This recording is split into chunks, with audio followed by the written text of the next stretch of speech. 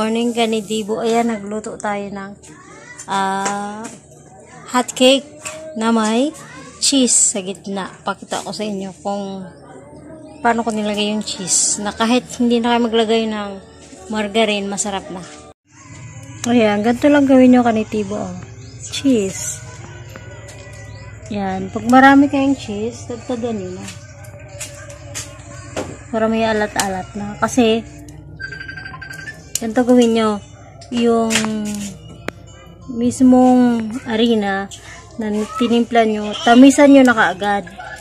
Para pagka nilagyan nyo ng cheese, kakagat na yung tamis at alat niya. So, hindi nyo na kailangan ng margarine at asukal. Ayan o, may cheese na yan. Kung nakikita nyo yung maliliit na yan, yan cheese yan. Kailangan mo lang siyang ilagay para maging siya, parang ipalaman mo siya sa hot cake. So, hindi po na kailangan ng margarine para magkaroon ng alat. Ayan na yung mga nagawa natin. Ito. Marami na yan. Kinain na nila iba. Ayan. So, kahit direct mo na yan siyang kainin, huwag nang lagyan ng margarine. Yung mga hindi mahilig sa margarine yan, ito gawin nyo.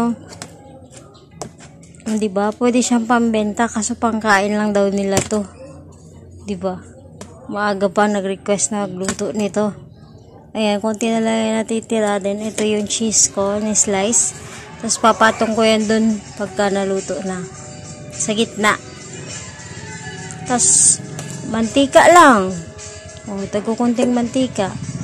Then, okay ka na. Ay ingredients ko ay mamaya ilalagay ko ang ingredients ko.